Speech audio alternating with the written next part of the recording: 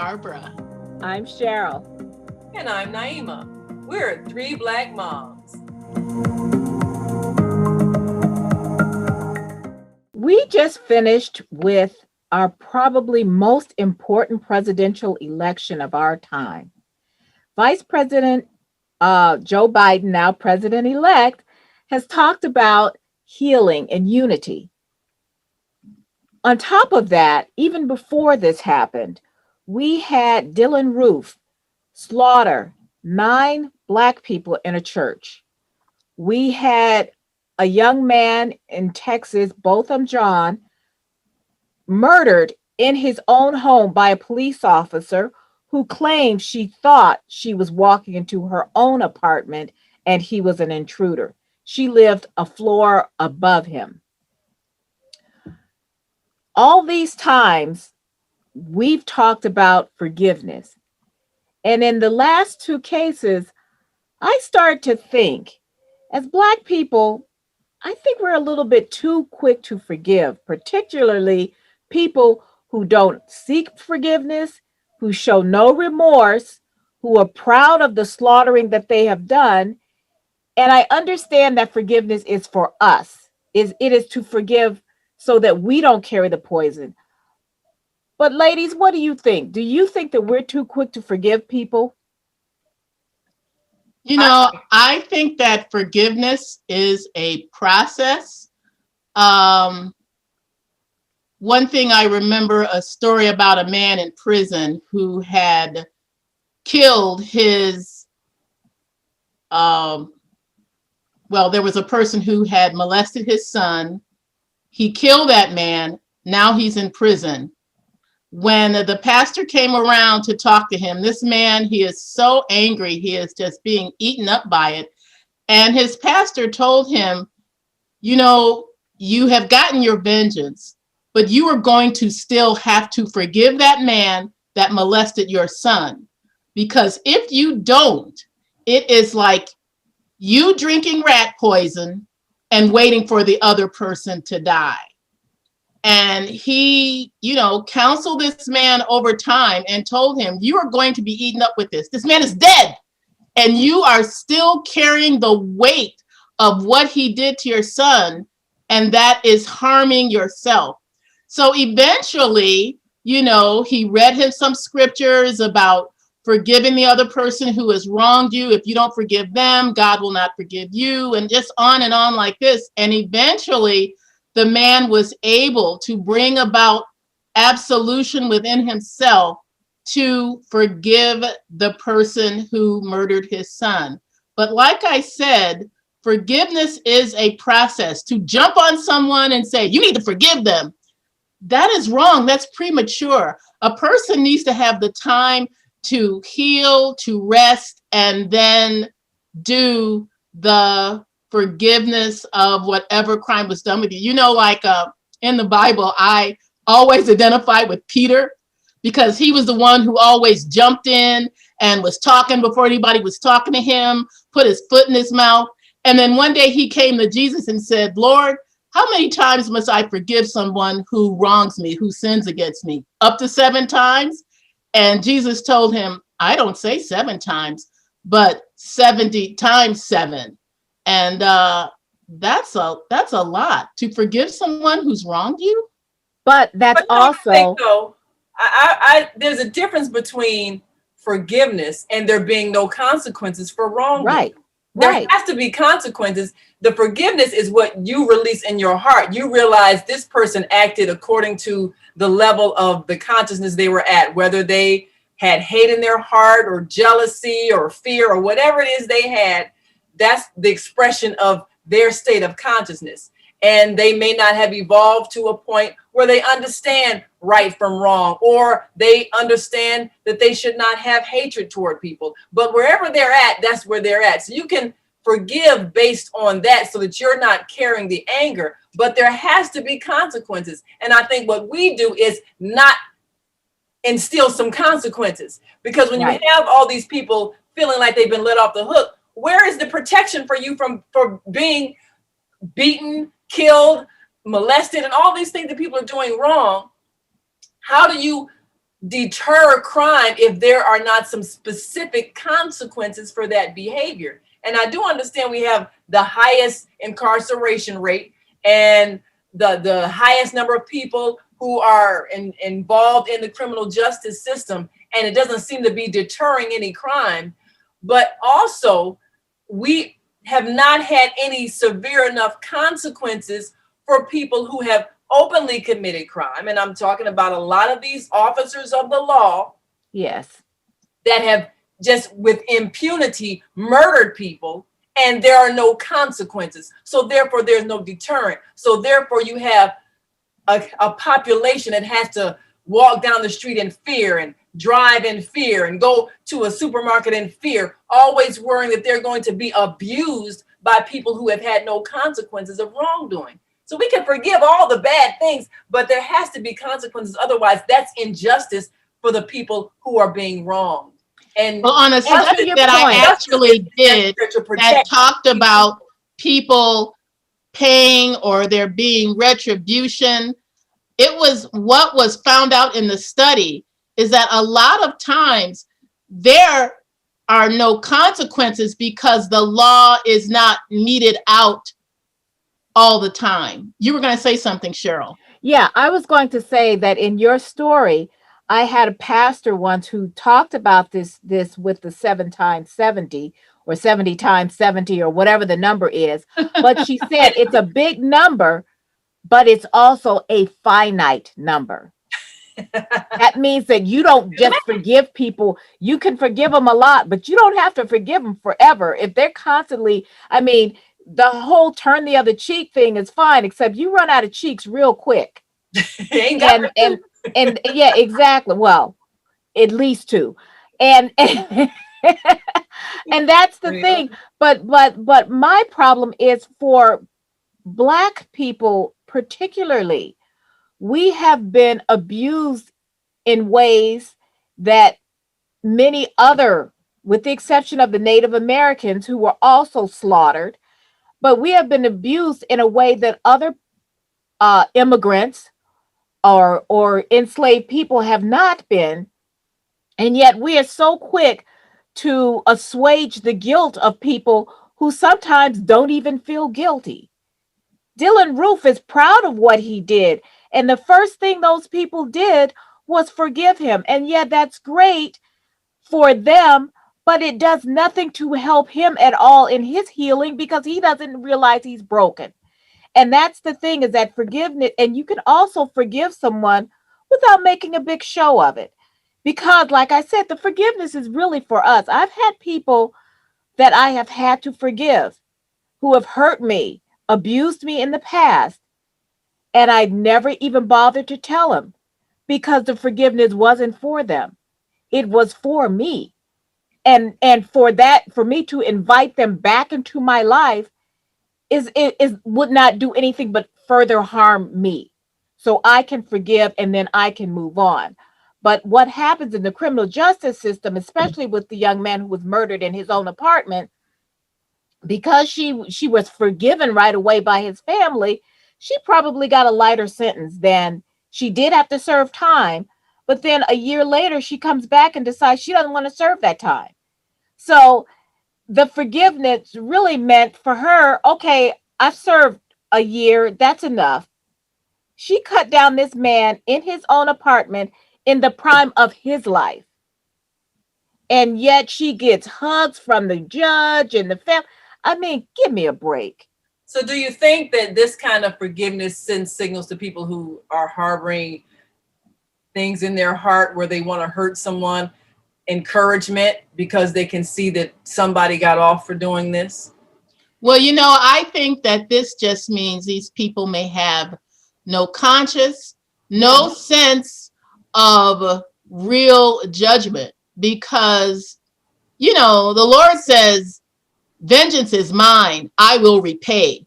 These are people who believe in their hearts that they have gotten away with something, especially if they are completely unrepentant.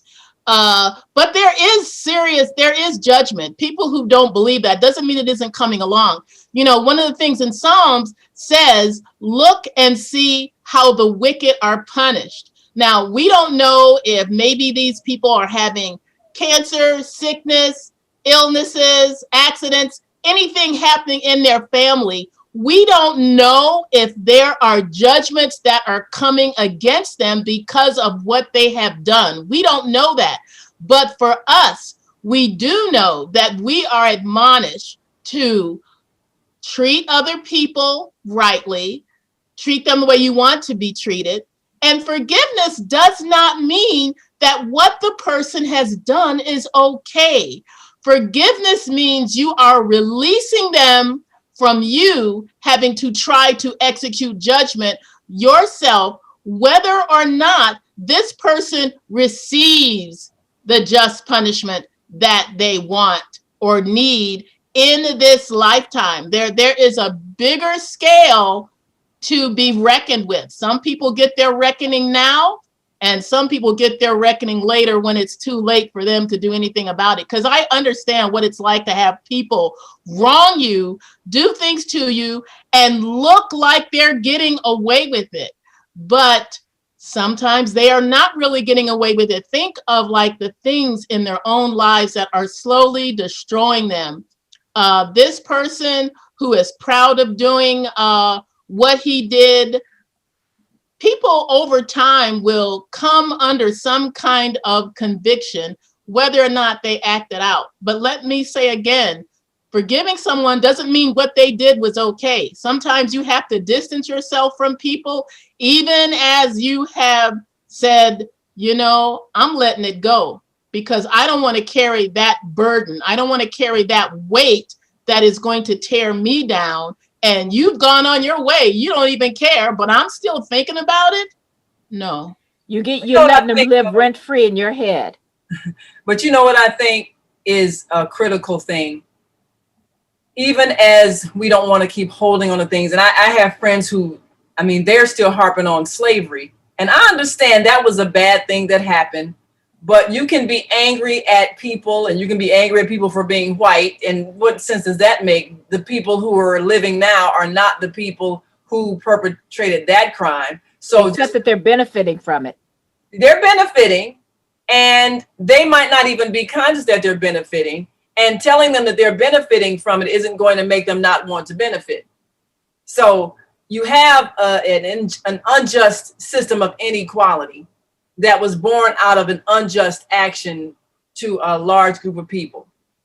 And in that way, you have to trigger that wisdom and knowledge of knowing that things are wrong by getting involved in an action that is going to change that, either change thinking, bring awareness, have a conversation, bring people to a level of some kind of understanding. I say there has to be recognition, reckoning, remorse, and reparations.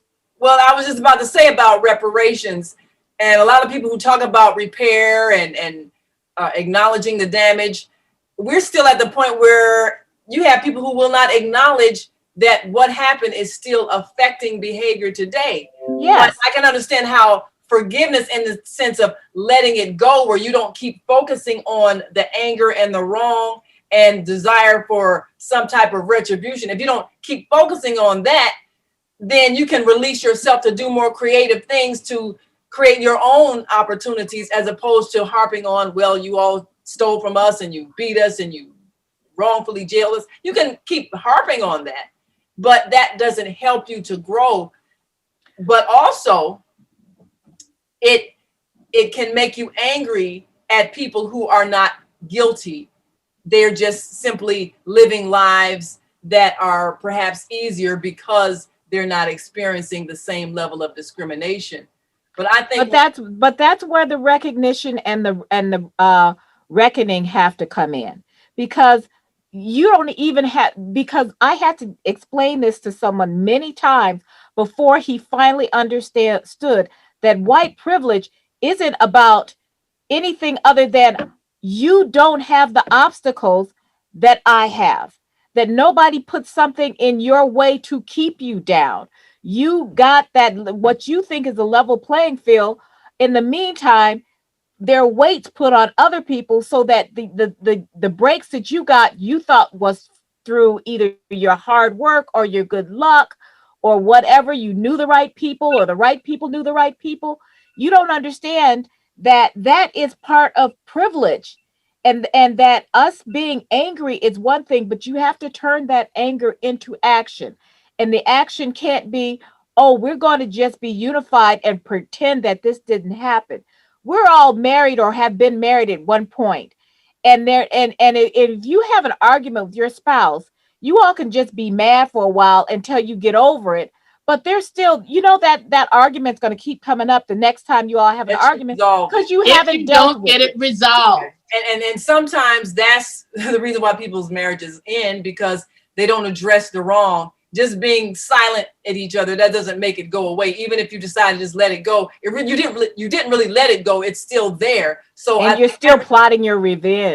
Bubbling. Well, every wrong has to be addressed and resolved and acknowledged at some point. I think forgiveness, if you try to make people forgive before there's been an acknowledgement of wrong, then it's a subtle way of saying you deserved what happened to you, and that's dismissive. It's disrespectful and dismissive. Right. Which is why forgiveness falls on the person who has been wronged.